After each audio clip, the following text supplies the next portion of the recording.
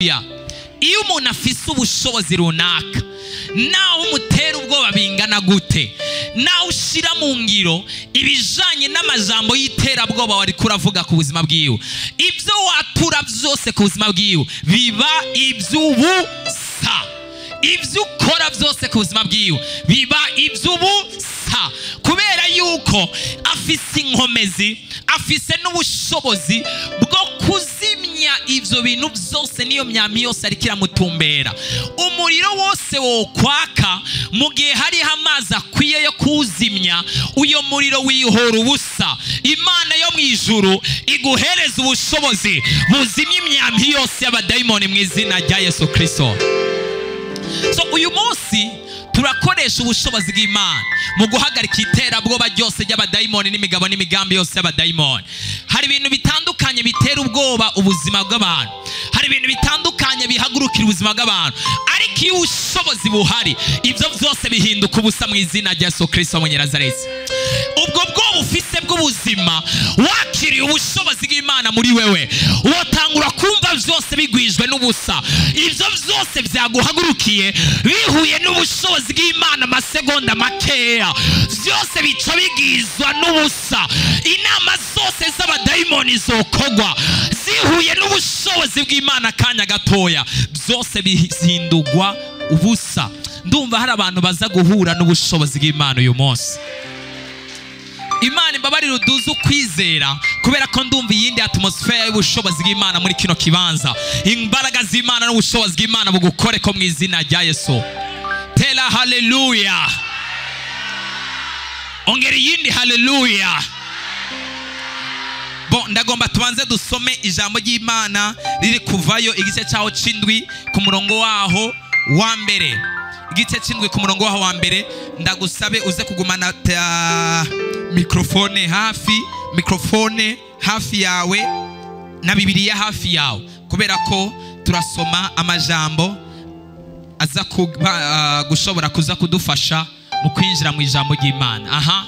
Duhagurutse twubashimana, ndiyo dusoma ijambo ry'Imana rihaya mu gitabo cyo kuvayo igice c'indwi umurongo wa mbere.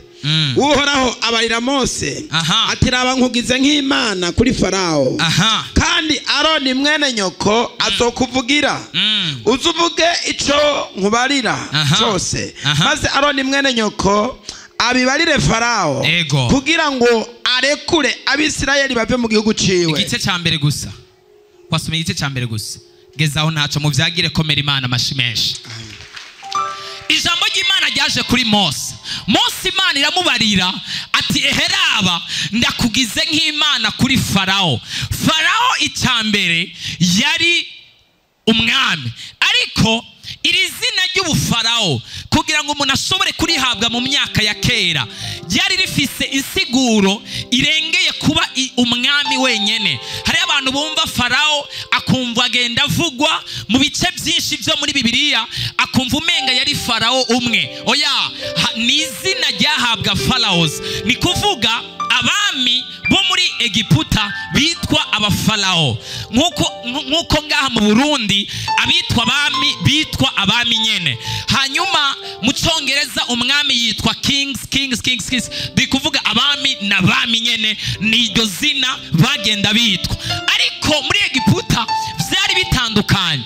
Egiputa ni igihugu cyakuze cyangwa se cevoliwe gikoresha ubu amangetengete menshi cyane gose, kubera ko n'ibicapo byinshi n'ibintu byinshi cyane byakozwe mu myaka y'amajana aheze, kugeza uyu munsi bashobora kugenda babihuza ugasanga ni ibintu bishobora kumacinga na teknoloji, cyangwa se bishobora guhura na teknoloji yo muri 2024, 2023, 2025, kandi babikoze mu myaka amajana aheze menshi cyane. Ni ibintu byinshi biri muri Egiputa bidatahuritse ukuntu byakogwa, kubera ko byakozwe mu buhinga buteye ubwoba icyo gihe butari bworoshe kugira ngo bishobore gushigwa mu ngiro. Ariko muri Egiputa bakoresha ubushobozi bw'amangetengete bwo ku rugero rwo hejuru, ni kuvuga bakoresha ubushobozi bw'iridimonike ku rugero rwo hejuru cyane gose, kugira ngo rero wimikwe ushobore kwitwa Farao wategerezwa kuba warakoze warakoze imigenzo, wategerezwa kuba waraciye mu nzira nyinshi, waratanga ibimazi byinshi, wahindutse nk'Imana ariko atariyo mu isi yo mu buryo bw'imwemu bwiza, ariko waba uri umurozi cyangwa se umuntu akoresha ubupfumu bwo ku rwego rwo hejuru, umuntu akoresha mangetengete yo ku rwego rwo hejuru. Nico gituma kugira ngo Imana ishobore kubanza gukura Abisirayeli muri Egiputa, yategerezwa kubanza gusohora Mose imukure muri iyo nzu y'umupfumu, kugira ngo ibanze imujane hariya mu ishyamba, ibanze imwigishe, imutahuze, hanyuma imazije kumwigisha no kumutahuza, ishobore no gutera intambuko yo gushobora kumukomeza. Mose yategerezwa kubanza guhinduka Imana imbere ya Farawo, kugira ngo ashobore kuronka inkomezi cyangwa ubushobozi bwo kudifitinga cyangwa se bwo kwica no gushobora kunetraliza imigabo n'imigambi y'abadayimoni yakorera muri Egiputa. Turi kumwe, tuduze ibiganza. Nababwiye mugerageze kubanza kunkurikirana, kuko nutankurikirana uraza gusigara. Yesu nadufashe cyane gose. Sindagera neza kuri teme ariko ndaza kuyigerako. Dukomere Imana amashi. Haleluya, haleluya. Mose rero ntago yari gushobora guhangana kwa Farawo, ntiyari gutoka kwa Farawo, nta jambo na rimwe yari kuvuga. Imana yategerezwa kumuhindura kwanza Imana. Ni kuvuga Imana abwiye ngo ndakugize Imana imbere ya Farawo. Ni kuvuga Imana yamwongereje inkomezi, imwongereza imbaraga. Icyambere kugira ngo ubwoba yakuze abona imitongero ikorerwa kwa Farawo, yakuze abona ibikorwa bikorekera kwa Farawo, yakuze yumva amakuru y'ibyo kwa Farawo, yakuze abona Farawo ukuntu ari umuntu akomeye. Imana yategerezwa kubanza kumwongera inkomezi, kugira ngo kwanza abanza atsinde ubwoba buri muri we. Arangije gutsinda ubwoba buri muri we, aronke na kapasite yo gushobora guhangana nabwo. Kubera icyambere ntago yari bwaronke inkomezi zo gushobora kwizera, nta n'icyizere yari yifitiye. Kubera Imana ikimuhamagara yabanje aramubwira ngo Mose, ndagomba ndagutumuje gutabara Abisirayeli. Haravuga ngo jewe no bishobora, icyambere sinzi no kuvuga. Imana iramubarira ngo ntugire ikibazo, raba ndahagurutsa Aroni kugira ngo azokuvugire icyo uzoshaka kubwira Farawo cyose. Imana yo mu ijuru iguhagurukiriza abantu bakuvugira aho bikenewe hose kuronka ukuvugira. Hari umuntu ari ngango atere haleluya. Nimburi ngatela haleluya. Narivuze ngo Imana yo mu ijuru iguhagurukiriza umuntu akuvugira ahantu hose bikenewe yuko uronke umuntu akuvugira. Nimba ari umuryango udashobora kwidodorera ko, Imana ihamagara umuntu ahugera akawudodore mu izina rya Yesu. Nimba ari muri biro udashobora gushikamwo, Imana ihagurutsa abagera muri ayo mabiro mu izina rya Yesu Kristo. Tela haleluya. Ongera yindi haleluya. Haleluya. Imana ihagurutsa Mose, imaze kumubwira Mose icyambere, avuze ngo icyambere ndagigimiza, ntago nzi kwisigura, nzomubwira Mose gute, nzobwira Farawo gute ubutumwa mfise kandi ntazi kuvuga. Mose yaragigimiza, kandi abantu bagigimiza n'abantu bakaza ishavu. Nibyo barashavura kubera ko ashaka kukubwira ikintu akumva kiratevye. Nico gituma bavuga bagukubita kugira ngo risohoke. Wewe iyo rero wamaze kumenya ko umugenzi wagigimiza, byoba byiza ugiye umufasha. Nimba agiye kuvuga wewe ukacumbwira ni wewe, yes, atavuga wewe tugende, yes, no, ucumufasha aho bica byoroha cyane. Imana yakimuhagurukiriza Aroni, haravuga nti icyo utazoshobora kuvuga kwa Farawo, humura nzogufasha ndakikuvugire. Imana ihagurutse umuntu ameze nka Aroni mu buzima bwawe, akuvugira mu izina rya Yesu Kristo, akorohereza urugendo mu izina rya Yesu Kristo, akorohereza imvugo mu izina rya Yesu Kristo. Maybe ushobora no kuvugana agahinda ntibumve ibyo uri kuravuga, cyangwa se ko ubuzima bwawe budasobanutse ukibaza ngo uri kuvugishwa n'inzara cyangwa uri kuvugishwa n'ibindi bihe bitameze neza. Hari igihe iyo ikosa ririko rirakwagira rishobora kukwagira ariko atari wowe warikoze, n'icyo uvuga cyose ntihagire umuntu ashobora kugira gute kugitahura, kubera ikosa rirakwagira ariko vy'ukuri ntajye wakoze. Urakeneye umuntu ameze nka Aroni ahaguruka akagusigura akakuvuga neza mu izina rya Yesu Kristo. Tela haleluya. So Mose rero yategerezwa kubanza gukomera, akabanza kuba transformed, akabanza kuzuzwa inkomezi. Iyi saha ntirikirakora, irikirampenda ya irikirampenda. Muyireke, ntaco yireke, ntago nsubira kuyikorerako. Imana idufashe cyane gose. Yesu nadutabara, tuduze ibiganza nimba turi kumwe. Haleluya, haleluya. Yategerezwa kubanza kuzura inkomezi, akuzuzwa imbaraga kugira ngo aronke ijambo hariya kwa Farao, kubera ko Farao ntago yari umuntu asanzwe.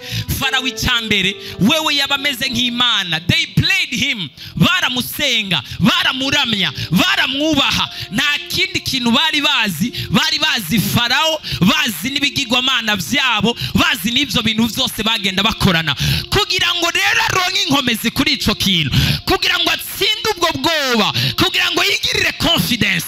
Imana yategereza kubanza kumwongera inkomezi n'ubushobozi. Ningingo ubushobozi bw'Imana bwinjire mu buzima bwawe, kugira ngo buhindure ivyiyumviro vyawe, buhindure imikorere yawe, buhindure amaso yawe, buhindure ibiganza vyawe, kugira ngo bikunde ushire kw'iminwe icawe Imana yari yaguteguriye. Haleluya.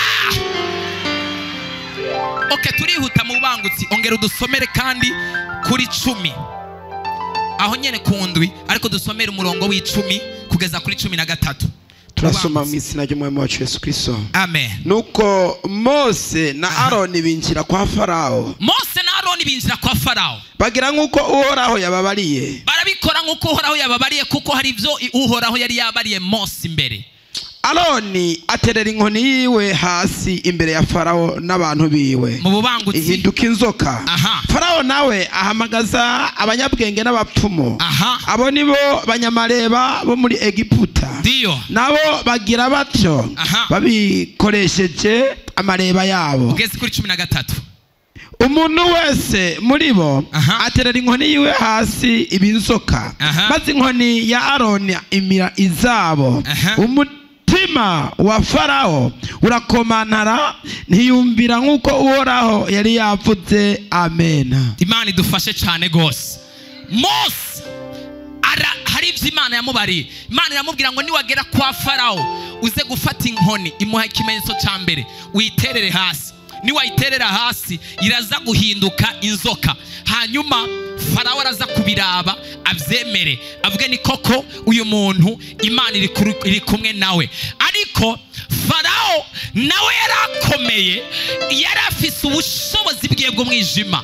Ibyo yakoresheje byari kugira ngo atere ubwoba Farao, ariko Farao nawe ntago yari umuntu yari yoroshe gupfa gutega ubwoba uko nyene, kubera icyambere yari umuntu afise ubushobozi bwinshi, yari akorana n'abanyamareba benshi, yari afise inkomezi nyinshi, yari afise imbaraga nyinshi z'umwijima. Ntago yari yoroshe gupfa kujugumizwa n'amajambo cyangwa se n'ibikorwa abonye biriko birakoreka ngaho. Uyu munsi hari abakristo bafise ubushobozi bukeya, nico gituma bagerageza kwatura ijambo, bakajyatura ku buzima bw'abarozi, cyangwa bakabyatura ku masituwasiyo atandukanye, cyangwa bakabyatura ku bintu bitandukanye. Ibyo bintu ugasanga ntibishize mu ngiro, cyangwa abarozi bakarushiriza kwishira hejuru ubuzima bwabo. Uyu munsi Imana yo mu ijuru yambwiye ngo muri kuno kwezi kwa gatatu hariyo ubundi igiye kumanura bw'ubushobozi bumira ubundi bushobozi byose. Ariko nta muntu yotera haleluya. Ntabwo ushobora gupfa gutera ubwoba umuntu agusumbye ubushobozi. Kugira ngo utere umuntu ubwoba nuko hari ubushobozi bumusumbya, usibye no kumutera ubwoba gusa. Kugira ngo unaneshe umuntu nuko hari ubushobozi bumusumbya. Kugira ngo ukonveke umuntu nuko hari ubushobozi bumusumbya. Kugira ngo ushobore gutaha gutahuza ikintu umuntu hari ubushobozi butegerezwa kuba buri hejuru yiwe, ariko igihe cyose ubushobozi bwawe bukiri munsi uracari munsi y'ubushobozi bw'abadayimoni. ariko uyu munsi Imana yo mu ijoro, Imana ya kino gicaniro, imanura ubushobozi. Umuntu wese yarari munsi y'ibiganza na kontrole ya Satani ave munsi y'iyo kontrole mu izina rya Yesu Kristo. Imana igusohore munsi y'iyo kontrole y'abadayimoni mu izina rya Yesu Kristo. Abarozi batakaze kontrole hejuru yawe mu izina rya Yesu Kristo. Ariko Mana we ndinginga Imana yo mu ijoro, uyu munsi ndumva hariho abantu tuza kugobotora ahantu bari barafashwe na Satani, barasenze ariko basenga amasengesho y'intege nke, amasengesho yabo ntiyagira inkomezi, ariko hari ikindi kirere cy'ubushobozi Imana yamanuye hano ku ishengero rya Repentance kiraza kudomina ubundi bushobozi bwose bw'abadayimoni. Haleluya! Ndagomba abantu bakeya bari ngaha bizera uyu munsi niwasohoka ngaha uza gusohokana ubushobozi butandukana n'ubwo wari ufise. Ariko hari umuntu ariko aranyumva yizera Imana ngo atere haleluya. Tera iyindi haleluya. Farao amaze kubona ibintu akoze ivyo bito ubwo n'ubupeti, ndagusumbya inkomezi, reka ndakwereke. Imana idufashe cyane gose. Farao ntiyahinda umushitsi, Farao ntiyajugumira, kuko yakoreshwa ibisumba ivyo Mose ariko arakoreshwa ku kanya.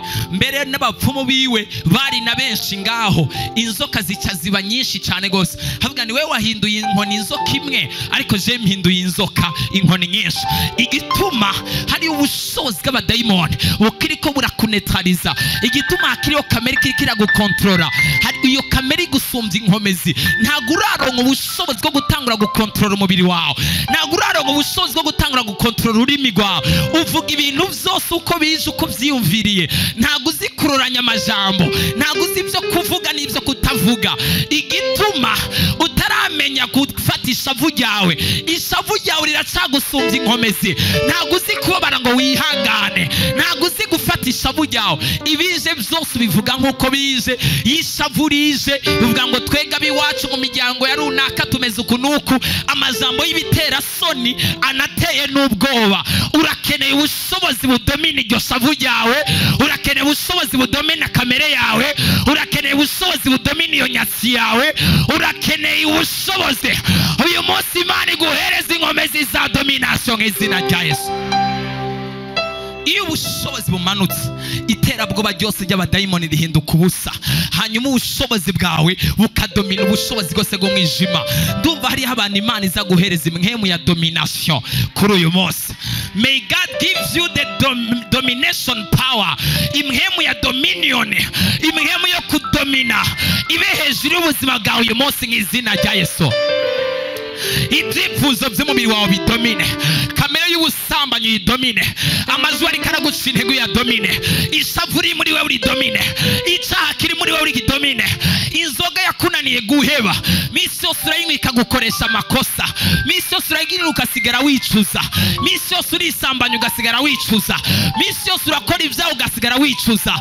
Uvuga ngo kubera iki nabikoze, kubera iki nabigiyemwo, kandi ukabura inkomezi zo kubidepoza ngo bishyire hasi. Urakeneye imwemu ya domination, urakeneye ubushobozi bwa domination. Imana iguhereza imwemu ya domination, kandi imwemu ya domination imaze kuza, iterabwoba ryose ry'abadayimoni rihinduka ubusa.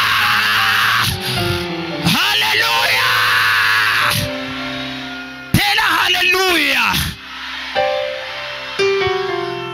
Muri ako kanya inkoni ya Mose ikiramira izo nkoni zose.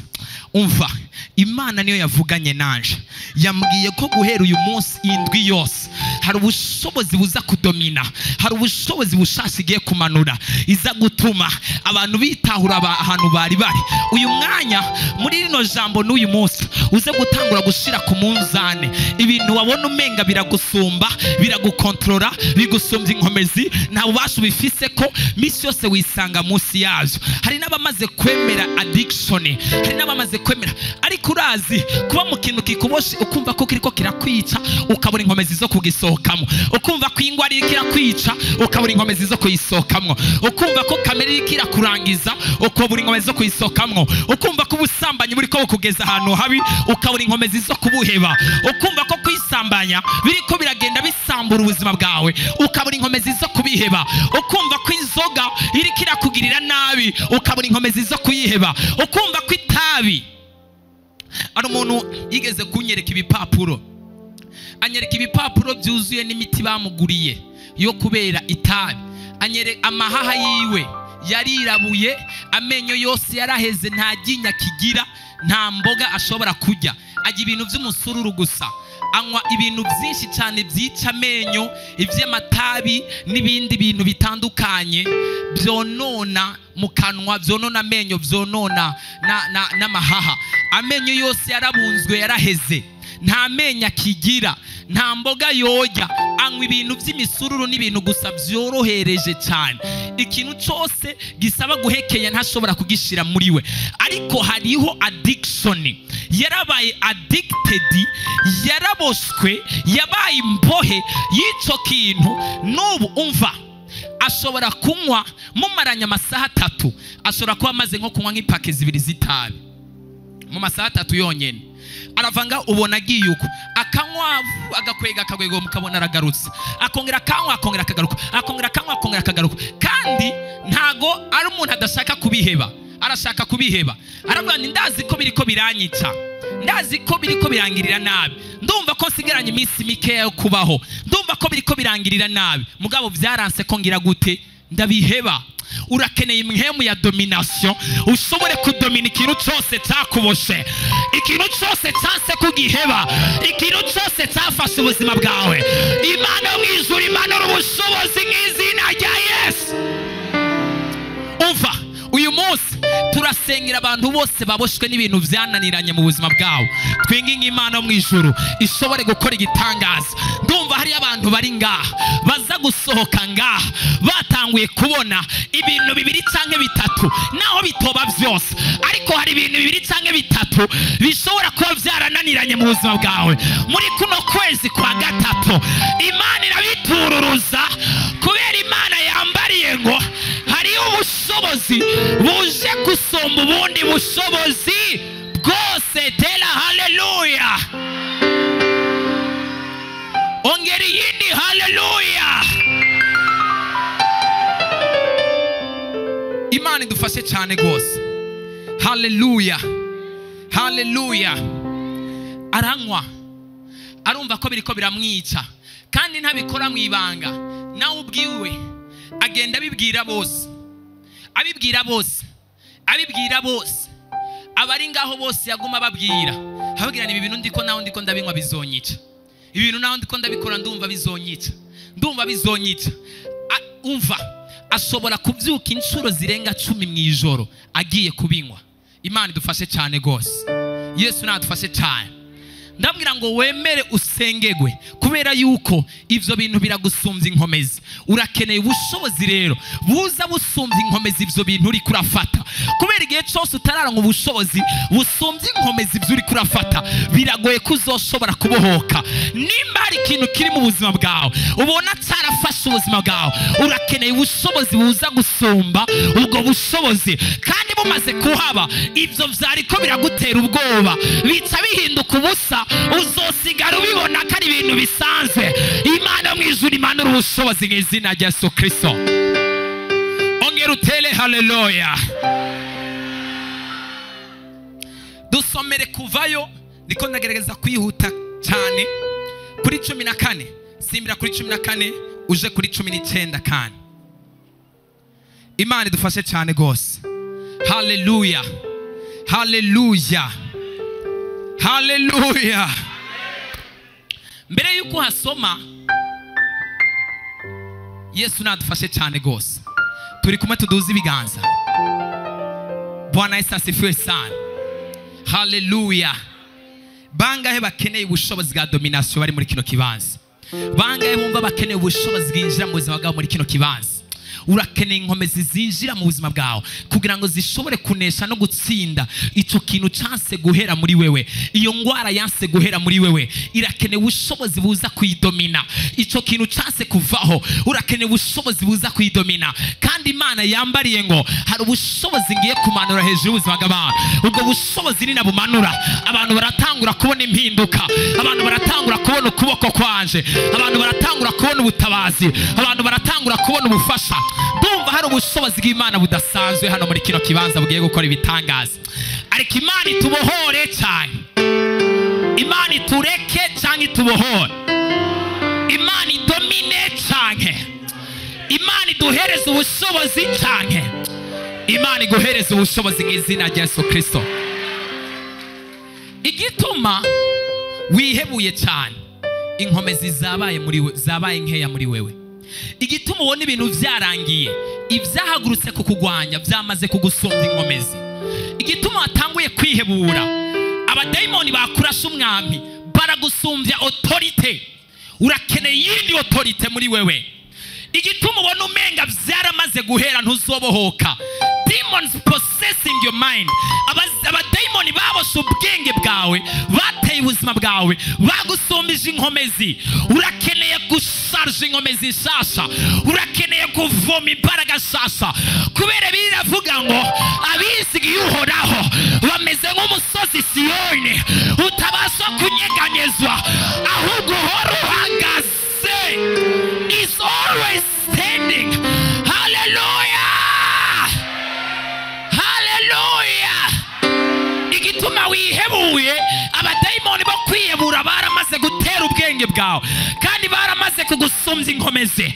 Igituma utakaje ivyizigiye mu rugo rwawe, abarozi bijiye mu rugo rwawe baramaze kugusumbya inkomezi. Naho iwawe rero, nimba ureka abarozi ko batwara urugo rwawe, nimba ureka abadayimoni ko batwara ubuzima bwawe, nimba ureka abadayimoni ko banesha ubugingo bwawe, canke wemera guhaguruka uvuge ni Imana ndakeneye inkomezi nshasha, ndagomba kugarukana ivyo nereranyazwe mu izina rya Yesu Kristo. Bangahe bifuza kubigarukana batere haleluya? Bega Imana yawe ni nyantege nke. Is your God weak? Reka ukwizera gukeya, ongereza ukwizera kwawe. Imana itugwanirira, niyo Mana igwanya abasi bawe. Niko abanyegiputa bavuze, baravuga ngo bene data ngo reka ndabagira inama. Bariko bariruka inyuma y'abanyegiputa y'abanyesirayeli, baravuga ngo bano bagabo nitutabava inyuma turaza kubagwa inyuma. Aravuga ngo reka tubagira inama tubava inyuma, kubera Imana irizikira bagwanirira. Iyo Mana niyo irikira tugwanya. Baca barabiraba barabibona, kubera bagize resistance, bagira n'umwungere mukuru yari imbere yabo, ariwe data wo mw'ijuru wa twese Yesu Kristo, Imana yo mw'ijuru. Bagira na Mose yari imbere yabo, atangura kubabwira message z'Imana. Imhemu y'ubwoba baca barayitsinda. Imana yo mw'ijuru iguhereze gutsinda imhemu y'ubwoba mu izina rya Yesu. Why are you afraid? Kubera iki wagize ubwoba? Kubera iki kurihebura? Imana yawe hari imva wabonye bayihambyemwo. Imana yawe ni nyantege nke. Our God is able. Imana yacu irashoboye gukora ibiruta cyane n'ibirengeye cyane ibyo wewe n'iby'abagenzi n'iby'inshuti yiyumvira. Reka kugeranya Imana n'ikibazo cya rasiyo yawe, reka kugeranya Imana n'ikibazo cy'urugo rwawe, reka kugeranya Imana n'ikibazo cy'abana bawe, reka kugeranya Imana n'ikibazo cya fiance wawe. Imana yo mw'ijuru irashoboye. Kura umutima kuriko biraguca intege, tuzi ukwizera. God is going to perform very near. Bange bizera bari ngaba haguruke batere haleluya. Ongera utele yindi haleluya. Bimuririmbye aravuga ngo rimwe na rimwe abantu, rimwe na rimwe Imana izisa nkaho itari kumwe n'ubwoko bwayo, maze abanyabwoba n'abagira ukwizera guke bagatera umugongo umusaraba.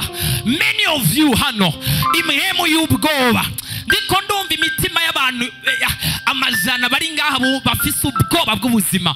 Why are you afraid? Why are you afraid? Kubera iki watinye? Hejuru y'Imana nta kindi kintu kintu na kimwe gihari. Ni Imana yonyene ishobora kuvuga ngo baho ukabaho, kandi uyu mwanya ifise ububasha, avuga ngo ifise ububasha gutegeka ijambo rimwe ikintu cyose kigahinduka ku bw'icubahiro cy'Imana. Kandi iyo Mana nyene ifise ubwo bubasha niyo twizeye, niyo twakurikiye, niyo irema intahe, niyo ibirema, niyo ibikomeza. Kura ubwoba mu mutima wawe, Imana yawe ikugwanirira, niyo Mana izotuma bikunda. Reka kwihebura, tena haleluya. Imana idufashe cyane gose, haleluya. So igihe waguye mu cyaha cy'ubusambanyi ukumva umenga nta kundi, I have to be like this, ntegerezwa kuba ubuzima bwanje bwose n'umusambanyi, then umudayimoni w'ubusambanyi amaze kukunetraliza, inkomezi muri wewe ni nkeya. Mu gihe wagize ikibazo cy'igeragezwa runaka, ariko Mana we turiha awihiya, umviriza ndakubarire, utegerezwa kugira inkomezi. Bwira mwezi watu utegerezwa kugira ubushobozi, utegerezwa kuba munsi y'ikiganza kiri cy'ubushobozi, utegerezwa kuba munsi y'igicaniro cy'ubushobozi. Hari umuntu turi kubenga ngo atere haleluya. Vuga amen, ndakubwira kandi kantu kamwe. Ongera amen, ndakubwira kantu. Listen, iki kintu nutakoresha ubushobozi, nutagira ubushobozi, uzotakaza ubushobozi. Sinzi ko ari umuntu ntahuye, reka ndabibasigurira. Bibiliya iravuga ngo ubwami bw'Imana buratwaranirwa, ubwami bw'Imana babunyakurana inkomezi. Rekana n'ibintu byo kuvuga ngo ibizoba bizoba, what will be will be, ngo kaje karemegwa nta kundi. Reka no kuvuga ngo nta kundi, reka niyakire. Haguruka, ukeneye ubushobozi bw'Imana, ukeneye imbaraga z'Imana. Igihe cyose wiyakiriye, abadayimoni baba bakoze ikintu gikomeye cyane cyo kukunyaga no kugutwara no kugushira hasi no kukumanipira. Ni kuvuga udakoresheje ubushobozi ngo utsinde abadayimoni, utakaza ubushobozi bw'ibintu byose wari ufise, utakaza ubushobozi bw'urugo rwawe, utakaza ubushobozi n'ijambo mu nzi wawe, utakaza ubushobozi bwo kwitwa umugabo ugahinduka umugabo bakunda kwita ngo n'umugabo w'imbwa kandi utari imbwa. Ariko kubera utashatse kugira ubushobozi ngo ukoreshe ubushobozi, ibigusumbya ubushobozi bica bikoresha ubushobozi mu kukwambura ubushobozi bwose wategerezwa kugira.